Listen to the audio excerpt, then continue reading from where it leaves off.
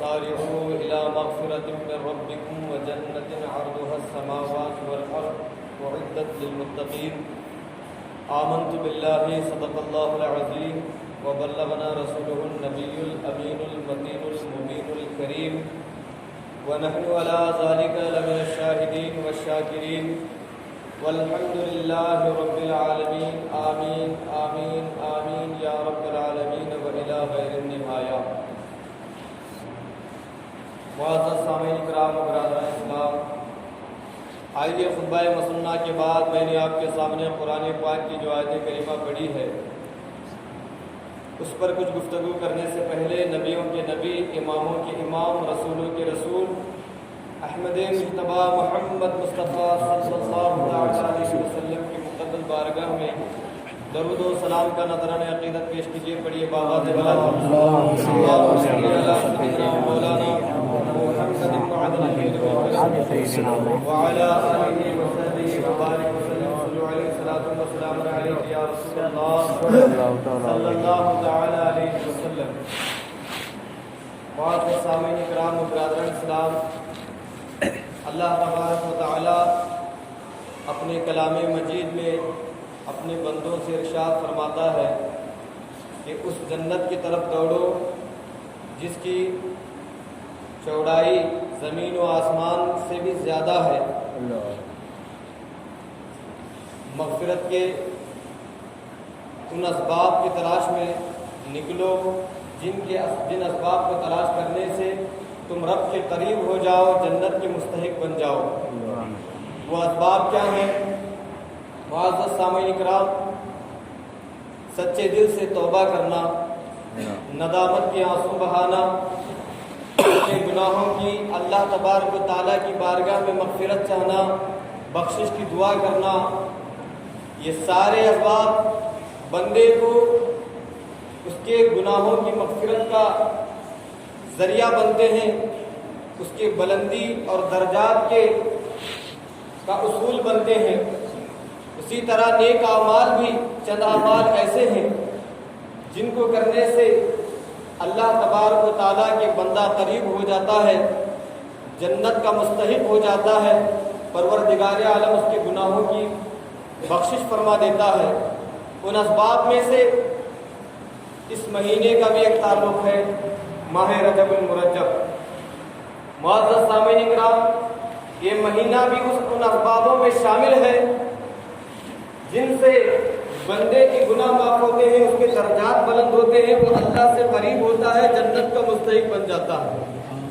معزز سامعین کرام و برادران اسلام، اس مہینے کی شان آقا علیہ السلام یوں بیان فرماتے ہیں کہ اس مہینے کی جو پہلی رات آتی ہے، آپ پہلی رات کے بارے میں سن لیں اور خود اندازہ لگائیں کہ اس کے بعد آنے والی راتوں کا مقام و مرتبہ کیا ہے، دنوں کا مقام و مرتبہ کیا ہے، اور اس مہینے کی شان کیا ہے.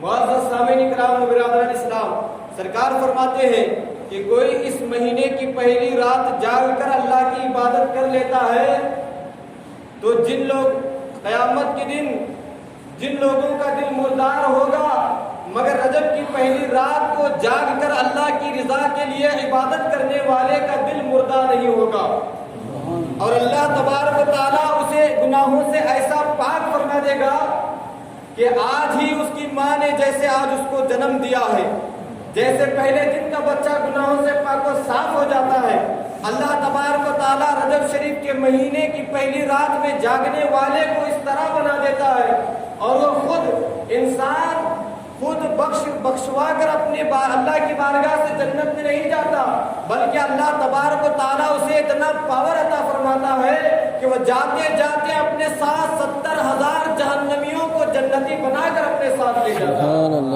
معزز سامعین کرام و برادران اسلام، یہ پہلی رات کی عبادت کی فضیلت ہے. جس طرح اس مہینے میں رات کی عبادت بندے کی گناہوں کی بخشش کا ذریعہ بنتی ہے، اس کے درجات کے بلندی کا ذریعہ بنتی ہے، اسی طرح دن کا روزہ بھی اس کے درجات کے بلندی کا ذریعہ بنتا ہے، رب تبارک و تعالیٰ کی بارگاہ سے اسے بخشش کا ذریعہ بنتا ہے. معزز سامعین کرام، پیارے آقا علیہ السلام ارشاد فرماتے ہیں کہ بے شک رجب اللہ تبارک و تعالیٰ کا پہلا مہینہ ہے. کوئی بندہ مومن اللہ کو راضی کرنے کے لیے، اللہ کی رضامندی کے لیے صرف ایک روزہ رکھتا ہے تو اللہ تبارک و تعالیٰ اس بندہ مومن کے کو دنیا کی سب سے بڑی خوشی کا مستحق بنا دیتا ہے.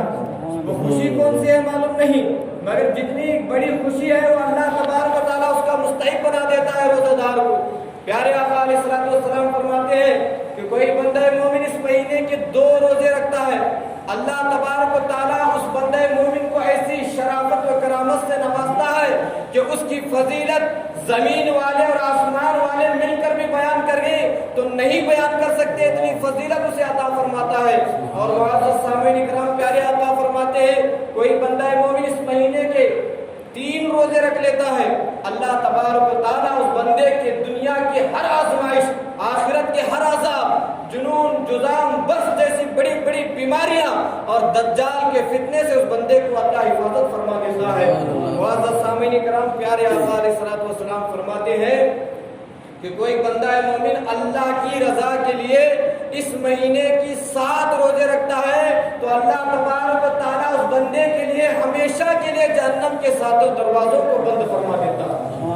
کوئی بندہ مومن 8 روزوں کو رکھ لیتا ہے، اللہ تبارک و تعالیٰ اس بندے مومن کے لیے جنت کے 8 دروازوں کو کھول دیتا ہے. وہ بندہ جنت کے جس دروازے سے چاہے جنت میں داخل ہو سکتا ہے.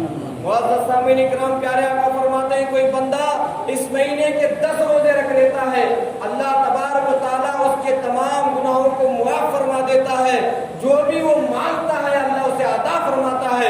اور بندہ کوئی اس مہینے کے 15 روزے رکھ لیتا ہے تو اللہ تبارک و تعالیٰ اپنے فضل و کرم سے اس بندے کے نام اعمال میں جتنے گناہ ہیں سب کو نیکیوں میں تبدیل فرما دیتا ہے.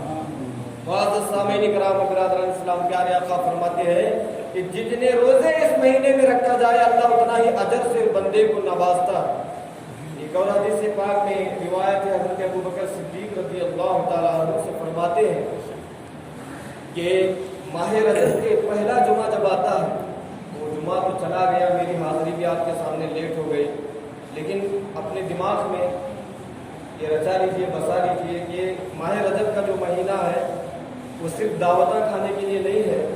شاید آپ اس مہینے کے بارے میں نہیں جانتے. آج میں دل سے آپ کے دل تک ایک آواز پہنچانے جا رہا ہوں، یہ دعا کرتے ہوئے کہ اللہ ہمیں اس پر عمل کی توفیق عطا فرمائے. بڑی بڑی باریک باتیں آپ کو سمجھانے کی کوشش کروں گا.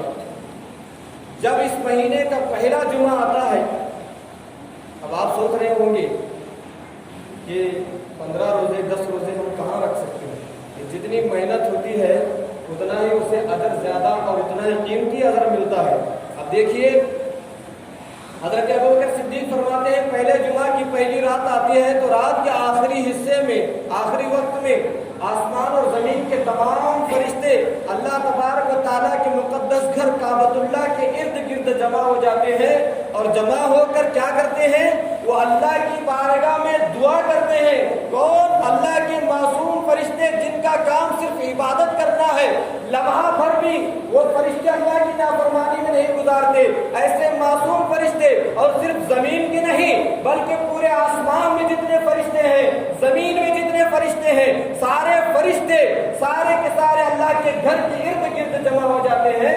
اور رات کے اس آخری وقت میں، جس وقت کے بارے میں اللہ کے رسول علیہ السلام فرماتے ہیں کہ کوئی اللہ کا بندہ بھی اس رات میں دعا کرتا ہے اللہ اس کی دعا قبول کر لیتا ہے. اور اس وقت میں اللہ کا کوئی بندہ نہیں بلکہ اس کا فرشتہ دعا کرتا ہے، اور سارے کے سارے فرشتے اللہ کی بارگاہ میں یہ دعا کرتے ہیں کہ مولا اس مہینے میں جو بھی روزہ دار ہے اس کے گناہوں کو معاف فرما دے. جب یہ فرشتے دعا کرتے ہیں تو حدیث میں غیبی سے آواز آتی ہے کہ میرے فرشتوں میں نے انہیں معاف فرما دیا. یہ بخشوانے کے لیے مہینہ اللہ تبارک و تعالیٰ ہم نے عطا فرمایا. اور روزوں یہاں پہ بھوکا رہنا قیامت کے دن ہمارے لیے کام آ جائے. ہم نے یہاں تک پڑھا کہ اتنی بھوک کی شدت ہوگی قیامت کے دن کہ ایک بدکار انسان، ایک غدار انسان کی حالت ایسی ہو جائے گی، اللہ اکبر، کتابوں میں لکھا گیا ہے کہ بھوک کی تاب نہ لا کر وہ اپنے ہاتھ کو کھانا شروع کر دے گا. भयानक भूख होगी, और जब सीधा हाथ खाते खाते खाते वो बाजू तक आता है, बाजू के बाद उसका मुंह नहीं पहुंचता तो वो फिर दाहिना हाथ खाना शुरू कर देता है। मुअज़्ज़ज़ सामीन इकराम, इतनी भयानक भूख सताएगी, इतनी भयानक प्यास सताएगी, इससे बेहतर है कि वहाँ भूख को प्यास मिटाने के लिए यहाँ अल्लाह की रज़ामंदी के लिए रोज़ा रखा जाए, नमाज पढ़ी जाए। मुअज़्ज़ज़ सामीन इकराम, हज़रत आयशा सिद्दीक़ा रज़ियल्लाहु ताला अन्हा हम मोमिनों की माँ फरमाती है, क़यामत के दिन जब लोगों को भूख व प्यास सताएगी तो 4 किस्म के लोग भूख व प्यास से अल्लाह इन्हें महफूज फरमाएगा। वो है अंबिया और अंबिया के घर वाले, और रजब, शाबान और रमज़ान का रोज़ा रखने वाले। वो इस तरह सैर होंगे कि उनको भूख व प्यास कभी नहीं सताएगी। सामीन इकराम,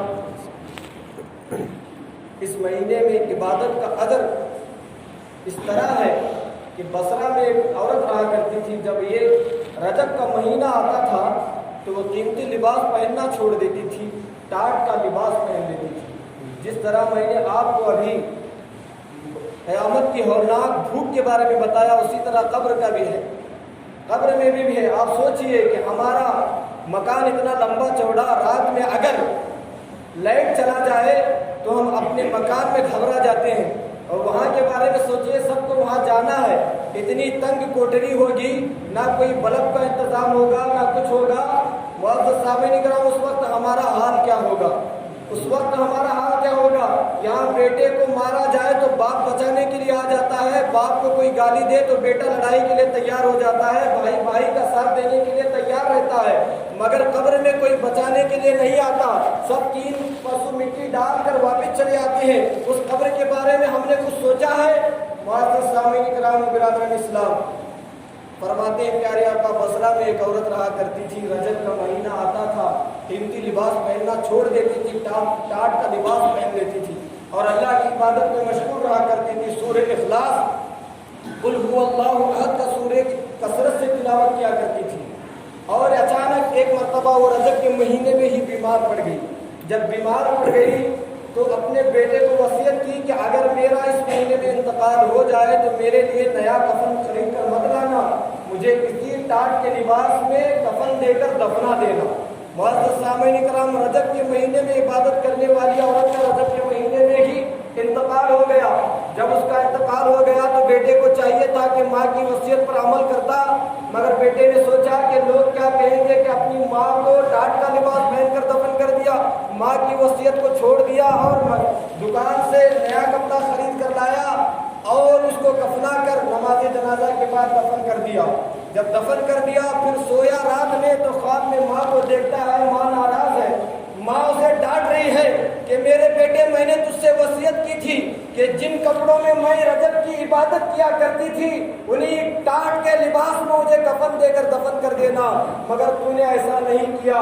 माँ के चेहरे से नाराजगी के आसार बच्चे ने देखे तो वो घबरा गया और घबरा कर उठ गया और उठकर सीधा कब्रिस्तान गया और अपनी माँ की वसीयत को पूरी करने के लिए कब्र खोदने लगा। जब पूरी कब्र खोद लिया तो क्या देखता है कि सुबह में अपनी माँ को दफना कर गया था, ना तो माँ है और ना वो कफन जो बच्चे ने पहनाया था। वो हैरान हो गया, आंखों में आंसू जारी हो गए कि सुबह मैंने अपनी माँ को इस कब्र में दफना कर गया था, क्या अचानक क्या हो गया है, अब मेरी माँ की लाश तक नहीं है। मुअज़्ज़ज़ सामीन इकराम, हातिफ़े गैबी से आवाज आई कि मेरे बंदे, तूने कैसे सोच लिया कि ये रजब के महीना जो मेरा महीना है, मेरे महीने की इज्जत और एहतराम करते हुए मेरी इस बंदी ने मेरी इबादत की है, और जो भी रजब के महीने में मेरी रजामंदी के लिए इबादत करता है मैं उसे कब्र में अकेला नहीं छोड़ता। अब आप सोचिए कि लाश कहाँ गई होगी। रब की रहमत के जवार रहमत में अल्लाह तबारक व तआला ने उसकी माँ को जगह दे दिया। अल्लाह तबारक व तआला सबका ऐसा नसीबा बना दे। मुअज़्ज़ज़ सामीन इकराम बिरादरान इस्लाम, अब हम सोच रहे हैं कि हज़रत हमें तो रमज़ान में भी 5 वक्त की नमाज नहीं पढ़ते, रमज़ान के रोज़े तक नहीं रहते, अब रजब की कहाँ से रहेंगे? तो रमज़ान में क्यों नहीं रहते आपको पता है?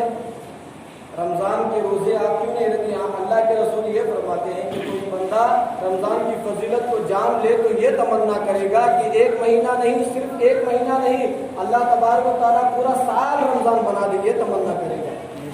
مگر آپ کو مزہ کیوں نہیں آتا رمضان میں عبادت کرنے کے لیے، نماز پڑھنے کے لیے، روزہ رکھنے کے لیے کیوں نہیں آتا؟ وہ اس لیے کہ آقا علیہ الصلوۃ والسلام فرماتے ہیں کہ رجب ایسا مہینہ ہے جس میں عبادت کا بیج بویا جاتا ہے، شعبان ایسا مہینہ ہے جس میں اپنے آنسوؤں کا پانی دے کر اس پودے کو مضبوط کیا جاتا ہے، اس کی ٹہنیاں نکلتی ہیں۔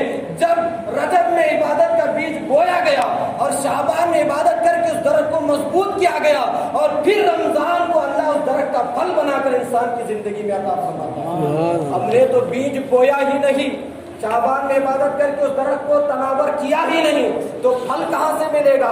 تو پھر کہاں سے آپ یہ تمنا کریں گے کہ سارا سال رمضان ہو جائے؟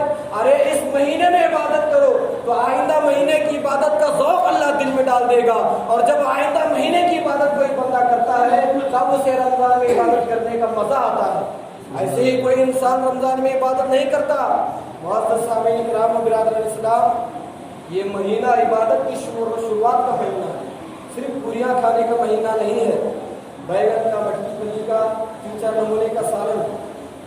جب رجب کا نام سنتے ہیں تو ہمارے آنکھوں میں یہی آتا ہے۔ رجب اس لیے نہیں بنایا گیا، رجب اس لیے بنایا گیا کہ میرے حبیب کی گنہگار امت اس میں عبادت کر کے جنت کے مستحق بن جائے۔ معزز سامعین کرام و برادران اسلام، اس مقدس مہینے میں جو مہینہ اسے حرمت والا مہینہ کہتے ہیں، حرمت والا مہینہ کیوں کہتے ہیں؟ اس لیے کہ اسلام آنے سے پہلے بھی مسلمان نہیں بلکہ کافر اس کی عزت کیا کرتے تھے، اس کی تعظیم کیا کرتے تھے، اس میں جنگ نہیں کرتے تھے، اس میں کسی پر ظلم نہیں کرتے تھے، اس میں کسی کا مال ہڑپ نہیں کیا کرتے تھے۔ وہ کافر جن کے اندر دولت ایمان نہیں، وہ انسان بھی اسلام آنے سے پہلے اس کی عزت کیا کرتے تھے۔ معزز سامعین کرام، اس لیے اس کو رجب کہا جاتا ہے، تعظیم کا مہینہ۔ یہ ایسا مہینہ، اس کا نام ہی اللہ تبارک و تعالیٰ نے رجب رکھ دیا۔ رجب 3 حروفوں سے بنا ہے، رے، جیم اور بے۔ رے سے مراد ہے اللہ کی رحمت، جیم سے مراد ہے بندے کے جرم، بے سے مراد ہے اللہ کی احسان۔ اللہ تبارک و تعالیٰ اس مہینے کا نام رجب رکھ کر بندے کو یہ سکھا رہا ہے کہ میرے بندے، تو میری رضامندی کے لیے اس مہینے میں مجھے راضی کرنے کی کوشش کر۔ رجب کے مہینے میں تیرے جرموں کو میری رحمت اور احسان اپنے درمیان لے کر تیرے جرموں کو مٹا دیں گے۔ معزز سامعین کرام و برادران اسلام، زمانے جاہلیت میں کافر اس مہینے کی اتنی تعظیم کرتے تھے کہ جو خانہ کعبہ ہے، اللہ تبارک و تعالیٰ کا جو گھر ہے، اس کا دروازہ صرف جمعرات اور پیر کو کھولا جاتا تھا۔ جیسے ہی رجب کا چاند دیکھتے تھے تو پورا مہینہ کعبۃ اللہ کا دروازہ کفار کھول دیا کرتے تھے۔ ان سے جب پوچھا جاتا تھا تو کہتے تھے کہ رجب اللہ کا مہینہ ہے اور بندہ اللہ کا بندہ ہے، انسان اللہ کا بندہ ہے اور خانہ کعبہ اللہ کا گھر ہے۔ اللہ کے مہینے میں اللہ کے بندے کو اللہ کے گھر میں جانے سے نہیں روکنا چاہیے۔ معزز سامعین کرام، اور جس طرح ایک ایک عبادت کے بارے میں نے آپ کو بتایا، یہ تو نماز روزے کے بارے میں نے آپ کو بتایا، اس مہینے میں اللہ کے رسول فرماتے ہیں کہ میں شب معراج میں جنت میں میں نے ایک نہر کو دیکھا جو برف سے زیادہ ٹھنڈا، دودھ سے زیادہ سفید، کستوری سے زیادہ خوشبودار، شہد سے زیادہ میٹھا جنت میں بہ رہا تھا۔ میں نے جبریل سے پوچھا یہ نہر کس کے لیے ہے؟ اللہ کے رسول علیہ السلام نے جب پوچھا تو جبریل علیہ السلام نے عرض کیا، یا رسول اللہ صلی اللہ علیہ وسلم، جو بھی رجب کے مہینے میں دل سے آپ پر درود کی کثرت کرتا ہے، اس درود پڑھنے والے کو یہ نہر سے پانی پلایا جائے گا۔ معزز سامعین کرام و برادران اسلام، اتنی ساری عبادتیں، اللہ کو راضی کرنے کے اتنے موقع، اور شرط یہ لگائی گئی کہ 5 وقت کی نماز کو ادا کرنے کے بعد اگر کوئی روزہ رکھے تب وہ ثواب پائے گا۔ 5 وقت کی نماز ادا کرنے کے بعد رجب کے مہینے میں کوئی صدقہ کرے گا تب اس کی یہ اجر سے اسے نوازا جائے گا۔ معزز سامعین کرام، اب پھر بھی کسی انسان کو یہ عبادت اپنے اوپر وزنی لگے اور پہلے کے مہینوں میں جس طرح وہ جوا کھیلتا تھا، جس طرح وہ شراب پیتا تھا، انہیں کاموں میں ان مبارک مہینوں میں بھی لگا رہے۔ تو سنیے، غوث پاک رضی اللہ تعالیٰ عنہ اپنے غنیۃ الطالبین کتاب میں لکھتے ہیں کہ جس طرح اس میں عبادت کرنے سے زیادہ ثواب ملتا ہے، گناہ کرنے سے ڈبل گناہ بھی ملتا ہے۔ معزز سامعین کرام، یہ مہینہ بندوں کے گناہوں کو مٹانے کے لیے آیا، یہ مہینہ بندوں کو جنت کا مستحق بنانے کے لیے آیا ہے۔ اور کوئی اس مہینے کی قدر و قیمت نہ جانتا ہوا اس مہینے میں بھی اللہ کی رضامندی کے کام نہ کرے تو وہ بڑا بدبخت ہے۔ حضرت امام حسن اور حضرت امام حسین اور حضرت مولائے کائنات ایک مرتبہ حج کرنے کے لیے نکلے۔ جب حج کے لیے خانہ کعبہ کے پاس پہنچے تو ان کے کانوں کو ایک آواز سنائی دی، کسی کی رونے کی آواز تھی۔ وہ اللہ کی بارگاہ میں اپنے گناہوں کے، اپنے خطاؤں کی گڑ گڑا کر اللہ کی بارگاہ میں دعائیں کر رہا تھا۔ حضرت علی کرم اللہ وجہ کریم نے اپنے بیٹے حضرت امام حسین سے کہا کہ یہ آواز سن رہے ہو، تم اس طرف جاؤ اور جہاں جو بھی مل رہا ہے، جو بھی رو رو کے دعائیں کر رہا ہے، اسے میرے پاس لاؤ۔ حضرت امام حسین اس طرف گئے تو دیکھا کہ خوبصورت نوجوان ہے، بڑا خوبصورت حسین و جمیل نوجوان ہے، اللہ کی بارگاہ میں رو رو کر گڑ گڑا کر اللہ کی بارگاہ میں دعائیں کر رہا ہے۔ کہاں؟ خانہ کعبہ، اللہ کے گھر کے دیوار کے سائے میں بیٹھ کر دعا کر رہا ہے۔ یا اللہ میرے گناہوں کو معاف فرما، میرے خطاؤں کو درگزر فرما، تیرا ہی گھر وہ ہے جہاں پر سب بندوں کو ملتا ہے، تیرے گھر کے سوا کوئی در نہیں ہے۔ ان الفاظ کے ساتھ وہ دعائیں مانگ رہا ہے خانہ کعبہ کی دیوار کے سائے میں بیٹھ کر۔ حضرت امام حسین نے کہا جب تجھے امیر المومنین مولائے کائنات حضرت علی کرم اللہ وجہ الکریم بلا رہے ہیں، جیسے حضرت علی کی بات نام سنا تو وہ انسان اپنے سیدھے طرف سے بے جان تھا، اس کے سیدھے طرف کوئی جان نہیں تھی، اپنے جسم کو گھسیٹتا ہوا حضرت علی کرم اللہ وجہ الکریم کے پاس آیا۔ حضرت علی کرم اللہ وجہ الکریم نے اس سے پوچھا کہ تیرا نام کیا ہے؟ اس نے کہا کہ امیر المومنین، اس انسان کا نام جان کر آپ کیا کریں گے جو اللہ کے عذاب میں گرفتار ہے؟ حضرت علی کرم اللہ وجہ الکریم نے کہا کہ تجھ پر یہ عذاب آیا کیوں؟ تو وہ کہنے لگا کہ امیر المومنین، میں عرب کا بہت بڑا عیاش آدمی تھا، اپنی زندگی عیاشی میں گزارتا تھا، کھیل کود میں، ڈھول تاشوں میں، شراب میں، جوئے میں گزارا کرتا تھا۔ اللہ تبارک و تعالیٰ نے ایک مشفق باپ مجھے عطا فرمایا۔ میرا باپ مجھ پر بہت شفیق تھا، شفقت کرنے والا تھا، رحم کرنے والا تھا۔ میرا باپ مجھے سمجھاتا تھا کہ بیٹے تو نے نہ جانے کتنے لوگوں پر ظلم کیا ہے، اب اللہ کی بارگاہ میں توبہ کر لے، تیرے بارے میں نہ جانے کتنے مظلوم لوگوں کے ہاتھ اٹھتے ہوں گے اللہ کی بارگاہ میں، تیرے گناہوں کے گواہ صرف انسان نہیں بلکہ اللہ کے فرشتے بھی ہیں، اور رمضان، رجب اور شعبان جیسے مہینے بھی تیرے گناہ کے گواہ بن گئے ہیں۔ ان مہینوں کی تو تعظیم کر، ان مہینوں میں اللہ کو راضی کرنے کی کوشش کر۔ میرا باپ جب مجھے سمجھاتا تھا تو میں باپ کو مارتا تھا۔ معزز سامعین کرام و برادران اسلام، میں اپنی توبہ پر قائم نہیں رہتا تھا۔ وہ کہتا ہے میں جو بھی توبہ کرتا توبہ توڑ دیتا، جو بھی اللہ کی بارگاہ میں وعدہ کرتا کہ آج سے میں یہ کام نہیں کروں گا، پھر انہی کاموں کو کرنے لگ جاتا۔ میری نظر میں نہ تو رمضان کا مہینہ مقدس تھا، نہ شعبان نہ رجب کا مہینہ مقدس تھا۔ ہر مہینے کی طرح ان مہینوں میں بھی میں عیاشی میں اپنی زندگی گزارتا تھا۔ ایک مرتبہ میرے باپ کو غصہ آ گیا اور باپ نے کہا کہ بیٹے میں اب روزہ رکھوں گا، کبھی نہیں کھولوں گا۔ اور 8 دن تک میرے باپ نے روزہ رکھا، 8 دن تک اللہ کی عبادت کی۔ 8 دن کے بعد وہ خانہ کعبہ پہنچا اور حج اکبر کے موقع پر غلاف کعبہ کو پکڑ کر میری بددعا کی کہ یا اللہ تو جانتا ہے کہ میرا بیٹا کتنا بدبخت ہے، میں صحیح بات بتاتا ہوں، وہ مجھے مارتا ہے، تو میرے اور میرے بیٹے کے درمیان فیصلہ فرما، میری بددعا قبول فرما اور میرے بیٹے کا آدھا حصہ جسم کا مفلوج فرما، بے جان فرما۔ جیسے ہی میرے باپ نے میری بددعا کی اللہ کی بارگاہ میں تو میرا جسم کا آدھا حصہ مفلوج ہو گیا۔ معزز سامعین کرام و برادران اسلام، وہ حضرت علی کرم اللہ وجہ الکریم سے کہتا ہے کہ اس وقت سے جب بھی مجھے کوئی انسان دیکھتا تو کہتا کہ یہ دیکھو یہ باپ کو مارنے والا، اللہ کے مقدس مہینوں کی تعظیم نہ کرنے والا، اللہ کے عذاب میں گرفتار ہونے والا انسان ہے۔ مجھے بڑی شرم آتی اور میں نے اس کے بعد اپنے باپ کو بڑی منتوں سے رو رو کر اپنے باپ کو راضی کر لیا. میرا باپ مجھ سے راضی ہو گیا. پھر میں نے اپنے باپ سے کہا اے ابا جان, جہاں پر کھڑے ہو کر آپ نے بد دعا کی تھی وہیں پر کھڑے ہو کر میرے لیے دعا کر دیجیے تاکہ اللہ تبارک و تعالیٰ میری تکلیف دور فرمائے. باپ مان جاتا ہے. باپ بیٹا دونوں مل کر خانہ کعبہ کی طرف رواں ہوتے ہیں اور باپ ایک اونٹ پر سوار ہوتا ہے. راستے میں ایک سنسان جگہ تھا. سنسان جگہ میں ایک پرندہ پھڑپھڑا کر اچانک اونٹ کے سامنے سے اٹھ جاتا ہے. اونٹ بدک جاتا ہے. جب اونٹ بدک گیا, وہ اچھل گیا تو اس کا باپ اونٹ سے زمین پر گر جاتا ہے. باپ کی موت ہو جاتی ہے, وہ ہلاک ہو جاتا ہے. پھر یہ انسان اسی حالت میں رہ جاتا ہے, اکیلا ہی خانہ کعبہ کی طرف آ جاتا ہے اور رو رو کر دعائیں کرتا ہے. جب اس کی ساری بات حضرت علی کرم اللہ وجہ الکریم سنتے ہیں تو حضرت علی فرماتے ہیں کہ میں تجھے ایک دعا سکھاتا ہوں. جو دعا مجھے سرکار نے سکھائی تھی, یہ دعا پڑھ کر تو دعا کر اللہ تبارک و تعالیٰ میری تکلیف دور فرمائے گا. معزز سامعین کرام و برادران اسلام, حضرت علی کرم اللہ وجہ الکریم اسے دعا سکھاتے ہیں. المختصر یہ کہ وہ دعا سیکھ کر رات میں جب وہ دعا کرتا ہے تو اللہ تبارک و تعالیٰ اس دعا کی برکت سے اس کی بیماری کو دور فرما دیتا ہے, اسے شفایابی عطا فرما دیتا ہے.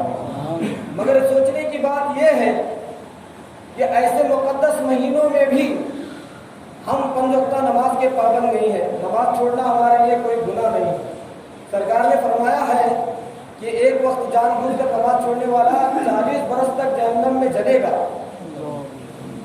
وہ فرمایا ہے, ہم ایک کان سے سنتے ہیں, ایک کان سے چھوڑ دیتے ہیں. اور مہینوں کی بات اور ہے, رجب شعبان رمضان کے مہینے میں بھی ہم 5 وقتہ نماز نہیں پڑھتے.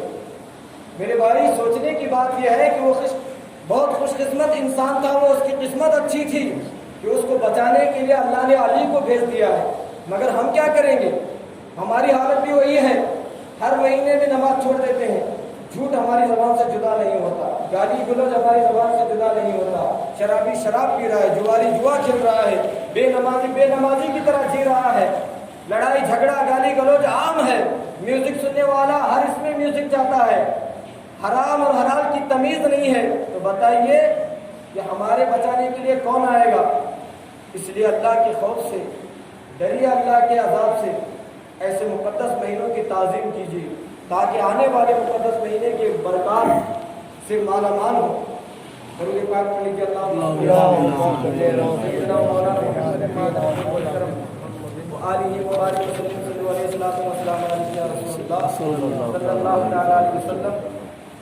یہ وہ مقدس مہینہ جس میں حضرت امام جعفر صادق رضی اللہ تعالیٰ عنہ کی نیاز بھی مناتے ہیں اور نماز روزے سے زیادہ لوگ اس کی پابندی ضرور کرتے ہیں. بہت اچھی بات ہے, کی جائے. میرا عنوان وہی تھا مگر مہینے کے تعلق سے بیان کرتے کرتے وقت مکمل ہو گیا.